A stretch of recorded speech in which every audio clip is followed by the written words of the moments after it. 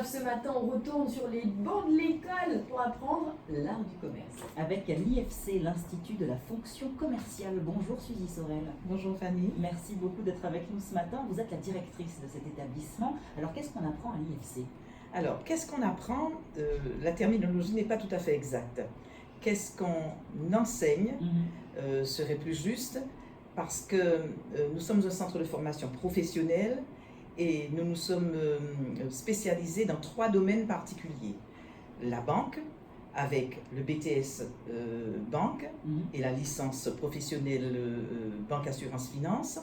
La gestion, avec le BTS gestion de la PME et la licence gestion des organisations. Et surtout, le commerce et la vente, avec le BTS management des unités commerciales, mais qui va changer de dénomination, qui deviendra management commercial opérationnel, le BTS NDRC, et puis la licence vente marketing. C'est assez complet, il y a quand même pas mal de choses. Pas mal de choses, et dans 3 secteurs particuliers, banque, gestion et commerce-vente. Alors qui sont vos élèves? Vous avez parlé de formation professionnelle, est-ce que du coup c'est au bachelier, enfin au post-bac? Est-ce que c'est aux professionnels en reconversion? À qui ça s'adresse? Non, c'est encore plus large que ça. Alors là aussi, la terminologie n'est pas tout à fait exacte, parce que nous n'avons pas d'élèves. Et je tiens à être très précise là-dessus, parce que la terminologie, lorsqu'elle est juste, définit le cadre. Et c'est important que le cadre soit défini pour nos apprenants. Nous avons des stagiaires de la formation professionnelle, qui sont, comme nous faisons le BTS, qui sont titulaires la plupart du temps du baccalauréat. Mais le BTS, il faut savoir qu'il n'est pas seulement ouvert aux titulaires du baccalauréat. Donc titulaires ou non du baccalauréat. Et pour les licences, il faut qu'ils soient titulaires du BTS. Alors, nos apprenants sont des jeunes qui ont ou qui peut-être ne l'ont pas, et il nous appartiendra de les aider à le définir, un projet professionnel, qui souhaitent rentrer dans la vie active, mais qui sont conscients que leur bagage en termes de savoir et de savoir-faire n'est pas suffisant. Et l'IFC est là pour leur apporter en alternance une formation professionnelle pour leur permettre d'occuper avec efficience un poste de travail. Ce sont des formations privées? Non, ce sont des formations qui sont prises en charge par les contributions que les entreprises versent à leur OPCA, organisme paritaire collecteur agréé. Là aussi, la réforme de la formation est passée. On ne parle plus d'OPCA, on parle d'OPCO, mais enfin, on ne va pas rentrer dans cela. Et qui ne coûte pas 1 centime à l'apprenant dès lors qu'il est en contrat de professionnalisation.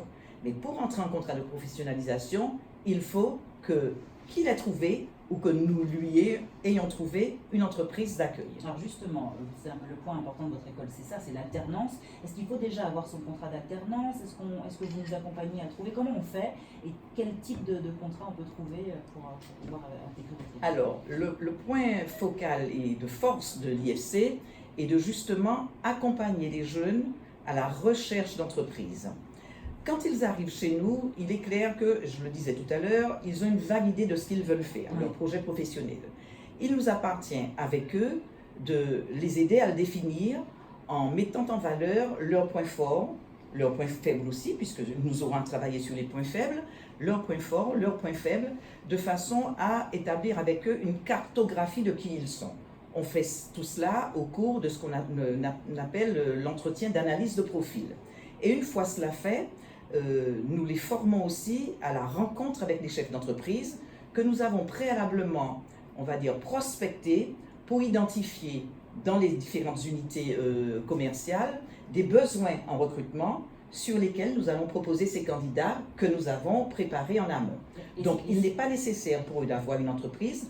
Non seulement nous les aidons à la chercher, mais lorsqu'ils ne la cherchent pas, dans la mesure où nous prospectons le tissu économique, nous sommes en mesure de leur faire des propositions d'embauche. Mais on peut aussi arriver avec son entreprise déjà. Écoutez, c'est la cerise sur le gâteau pour nous, parce que lorsqu'un jeune arrive avec son entreprise, ça veut dire qu'il a su mobiliser les ressources, ses propres ressources, qu'il a pu rentrer en contact avec une entreprise, qu'il a pu convaincre un chef d'entreprise et décrocher une embauche sur laquelle nous allons établir une convention de formation pour mettre en place justement cette formation d'alternance qui s'opère, je le précise, à raison de 2 jours par semaine en centre de formation. Et quel type d'entreprise vous avez avec vous? Toutes les entreprises. Institut de la fonction commerciale, cela veut dire que nous sommes conscients que la fonction commerciale est au cœur de toutes les entreprises. qu'elle soit en SA, en SARL et même en association, la fonction commerciale vise à identifier que dans toute entreprise, on produit des produits ou des services. Et donc, nos jeunes, dans les 3 secteurs que nous avons identifiés, sont à même d'occuper les postes que les entreprises ont identifiés comme étant vacants et sur lesquels ils veulent avoir une compétence. J'ai vu que vous aviez des réunions hebdomadaires pour présenter justement vos formations. Comment ça se passe? Oui, nous avons des réunions hebdomadaires qui s'organisent tous les mercredis à 14 h, au cours desquelles nous présentons aux jeunes qui s'adressent à nous ce que c'est que l'Institut de la fonction commerciale, le cadre dans lequel leur projet va se dérouler, ce que c'est que la formation en alternance, qui n'est pas une mince affaire, parce qu'il faut pour le jeune être parfaitement performant, tant en entreprise qu'en centre de formation, puisqu'il vise 2 objectifs, occuper un poste et décrocher un diplôme.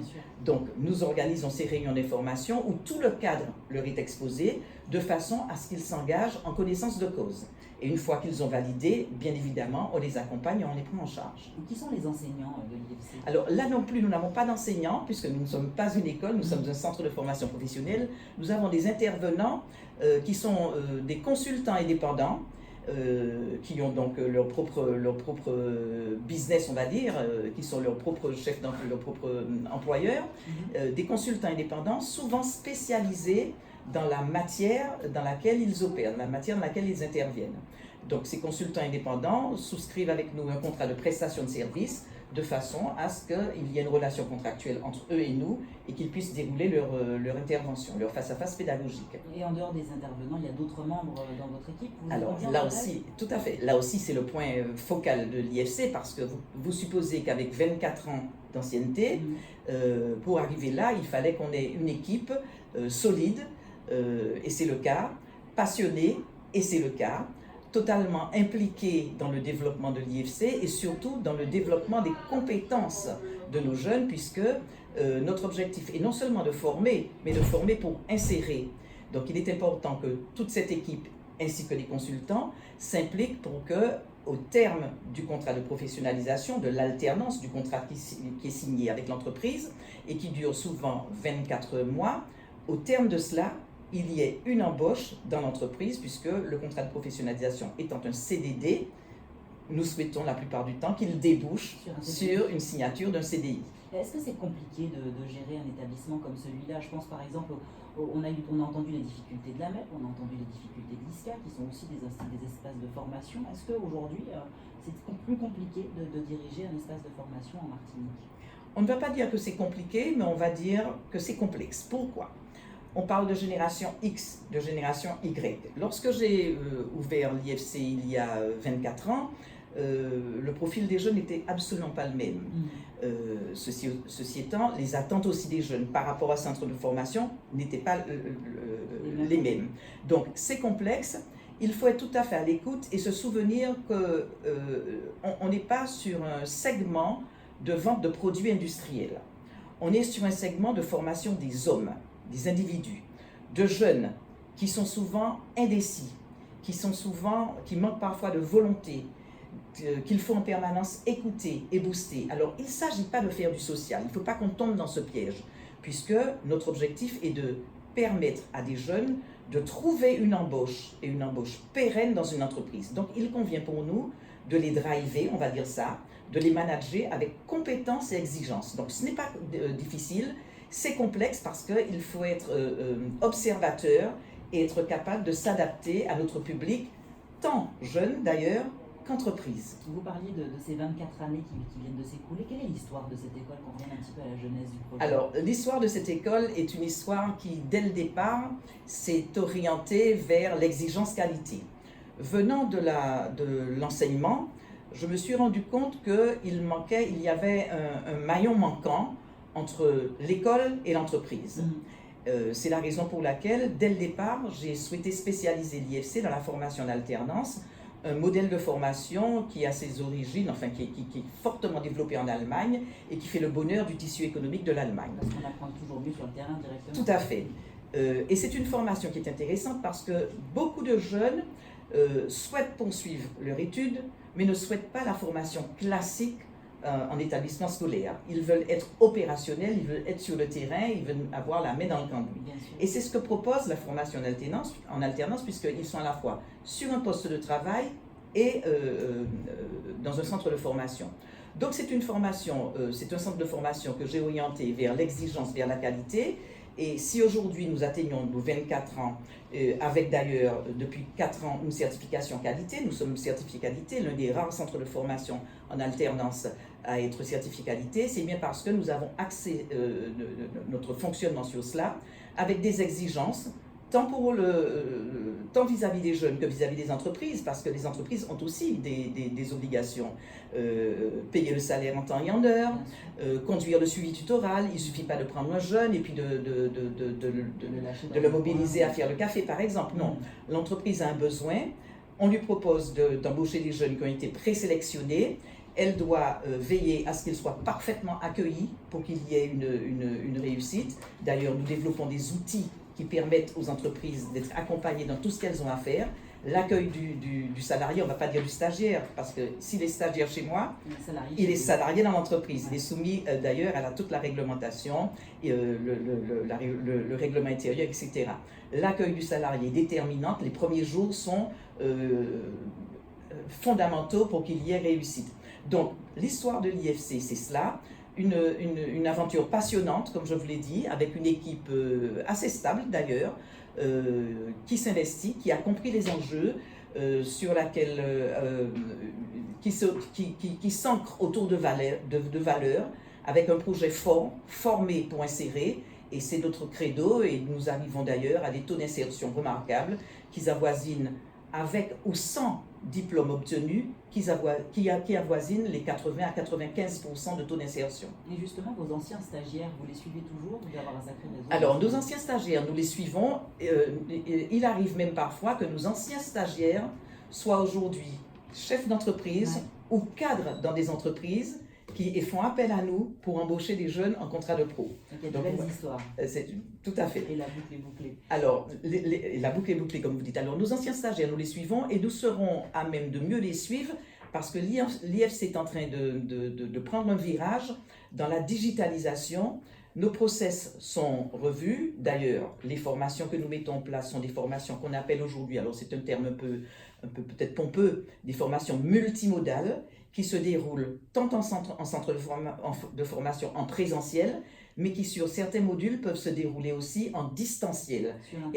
Tout à fait. Et avec tout ce que nous mettons en place, nous pouvons mieux garder la traçabilité de nos anciens stagiaires de façon à essayer à terme, nous l'espérons, d'avoir une association d'anciens stagiaires et essayer de mettre en place une dynamique où les anciens pourraient peut-être être aussi des parrains de nouveaux, etc. Quelles sont vos autres ambitions pour cette école, vos prochains projets? L'une des premières ambitions est de parfaitement amorcer ce virage de digitalisation qui est capital. Il est capital parce que ça permettra aux stagiaires ainsi qu'aux entreprises d'avoir un suivi pédagogique en situation et en temps, on va dire en temps réel. Ainsi, les notes qu'obtiennent nos stagiaires, parce que je n'en ai pas parlé, mais je pense que c'est important de parler. C'est un des facteurs de succès d'ailleurs. Nous avons mis en place un système d'évaluation assez varié, avec des quiz, un quiz à chaque fin de cours, des devoirs maison, des devoirs sur table, des examens blancs. Toutes ces notes, avec la digitalisation, mais ça c'est un des exemples, pourront être consultées en situation réelle, tant pour le chef d'entreprise que pour le stagiaire, ainsi que l'assiduité. Et les moins importants, parce que nos stagiaires, il ne faut pas oublier que ce sont des anciens élèves et qu'ils peuvent avoir les mauvais réflexes des élèves, se réveiller un matin et dire tiens, aujourd'hui j'ai mal à la tête, je n'irai pas. Bon, on l'a tous fait quand on est à l'école. J'ai mal à la tête, je n'irai pas. Non, ils sont salariés d'entreprise, ils sont payés, je ne l'ai pas dit, ils reçoivent une rémunération pour être présents de façon constante, tant en centre de formation qu'en entreprise. Si on veut en savoir plus, un site internet peut-être? Il y a un site internet, oui, dont www.ifcmartinique.fr. Enfin, bon, en tapant ça ira vite, je ne l'ai pas en tête. Voilà. Mais si on veut en savoir plus, j'invite tous les jeunes à venir à notre prochaine réunion d'information, mercredi, demain donc, à 14h. Et nous allons à la zone industrielle de la Lézarde, de la Lamentin. C'est très facile à trouver. D'ailleurs, en tapant, en cherchant sur Google, on va le trouver. On a une page Facebook, on est sur tous les réseaux sociaux. Et ces réunions vont se tenir pendant jusqu'au mois de décembre au moins. Mais je les invite à faire vite parce qu'on a des postes à pourvoir et on a besoin de candidats. Merci beaucoup, Suzy Sorel. C'est moi, d'avoir merci, été c'est un plaisir. avec nous ce matin Merci sur RCI beaucoup. pour parler de l'Institut de la fonction commerciale, l'IFC. On vous souhaite une belle journée. Merci, À très bientôt. merci Au Fanny, revoir. à bientôt. Un jour, une entreprise parrainée par Groupama.